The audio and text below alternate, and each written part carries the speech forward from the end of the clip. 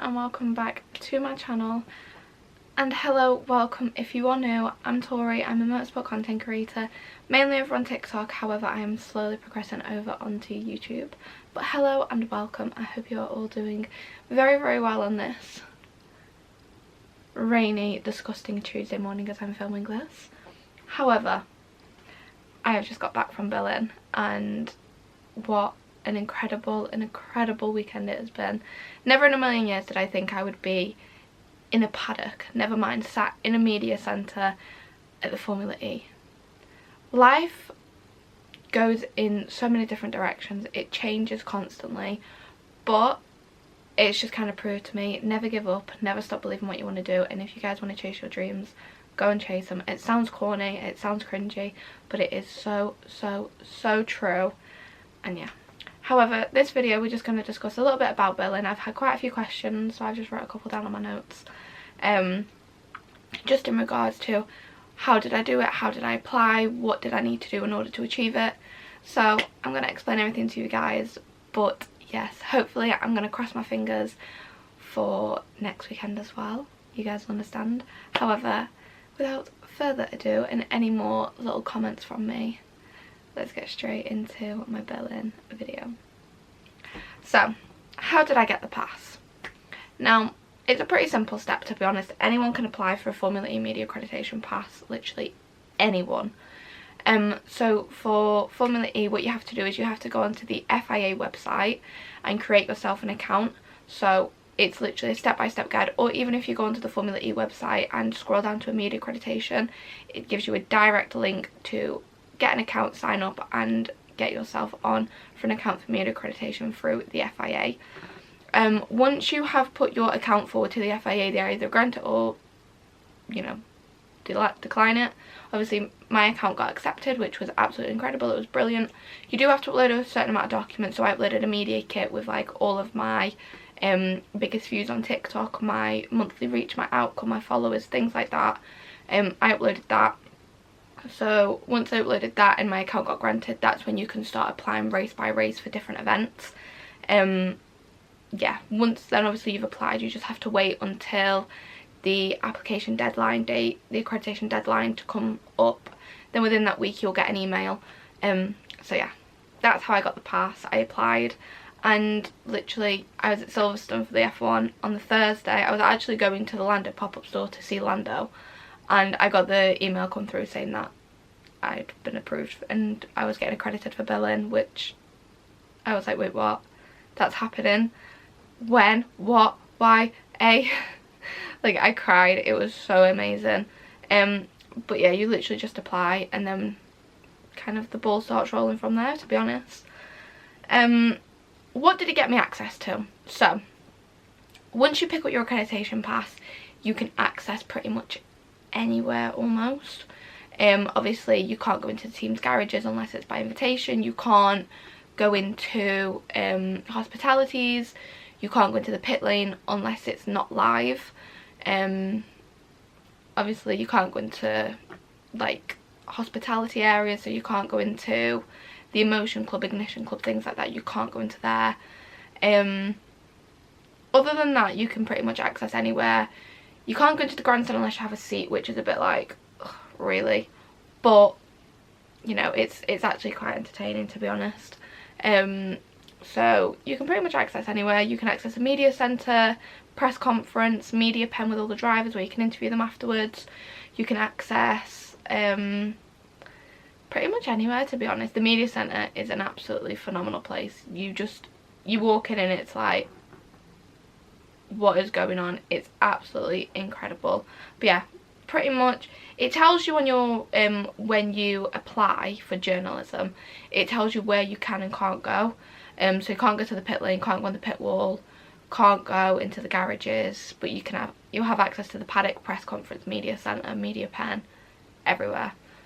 Could I interview people? Yes. So obviously a bit of a downside, obviously, with it coming up like the week before the deadline is, the week before the events, and you don't know whether you get accredited or not. However, you can basically, as long as you've got an email to PR teams, you've got emails to different things, different events, you can interview people. You can go into the media pen and interview drivers.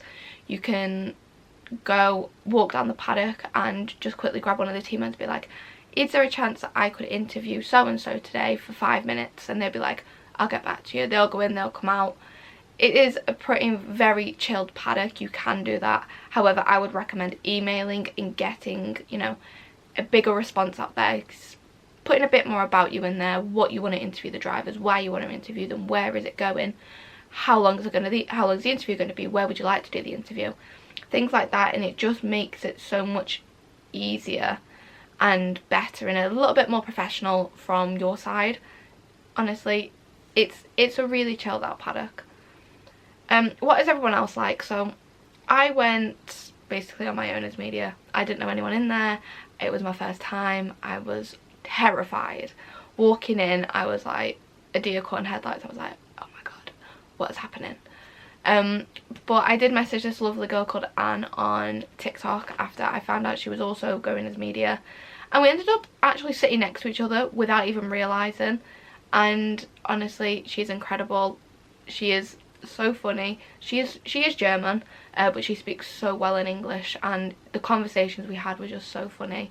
I also met a couple of other people. I met Joseph. He's lovely. Honestly, one of the kindest people. He actually messaged me on Instagram beforehand, and was so polite, so kind, and I was like, it's just nice to have that, especially when you don't know anyone, when people just kind of like turn around and be like, oh my god, we'll see you there, we'll see you there. As I was walking to the paddock, he stopped and walked with me into the paddock, and we were just having a conversation, and honestly, lovely. Fleur, she is so kind, she's so lovely. To be fair, Berlin was kind of a weekend for me where I was just kind of getting my bearings around everything, kind of taking it all in, not doing too much. So yeah, but everyone else is so lovely. All the drivers are really chilled out as well, so it was a very nice area. Do I have any more media plans coming up? So as I was saying, hopefully next weekend I will be in London for the London E-Prix, which is the season finale, which again, incredible. Nothing that, you know, you can't not go. Like, Formula E was my first ever race when I went to Berlin, but it was incredible. It was the most amazing atmosphere. It was so chilled out. It was just, everyone likes everyone, and you know, Formula E is always unpredictable. It was my first time ever seeing the duels live and seeing, you know, how that works. But yeah, absolutely incredible. Would not change it for the world. But yeah, Formula E, hopefully, fingers crossed, I will be going to London. And then it doesn't start again until November, but that is when testing is. So hopefully I can get media accreditation for testing, head over to, I think it's in Valencia, so head over to Valencia, do some testing, and then yeah, the season starts for Formula E again, which I'm so excited about. I actually can't wait. I won't be going to any of the events until Madrid, which is March. So it'll be testing, then nothing, and then Madrid in March. So yeah, just kind of insane, a bit crazy, but yeah, it is definitely something that I want to do. On to the next question, is it something I want to do full time eventually? Yes. So I am going back to university to study my masters in sports journalism, and it is 100% something that I want to do in the future. Like, I realise now that when I went to Berlin, it's a very big foot in the door. It's a step in the right direction. You meet so many important people that you can have contacts with, that you can physically sit there and have a conversation with. They're strangers that you don't know, but they are the best strangers you will ever meet, especially if it's something you want to do. Motorsport is a very tight-knit community. Everyone knows everyone. So it's definitely something that if you're going to these type of things, get to know people, get to, you know, look around and see different people. It's always going to be, there's always going to be someone there that's going to eventually be able to elevate your career a little bit further. But yeah, definitely something that I want to do in the future, and fingers crossed it can be once I graduate uni. And that is all the questions, guys. That's all of them done. But yeah, thank you guys so much for watching. Hopefully I will be in London, which means I'm definitely going to vlog it. I did take my Karen with me to Berlin, however, just because of the rain, oh my god, it was torrential rain. The rain, being my first time in a media centre, in a paddock, I just kind of wanted to take it all in and kind of, you know, breathe it in a little bit and just kind of get used to it. But yeah, I'm hopefully going to be vlogging London if I get the media pass.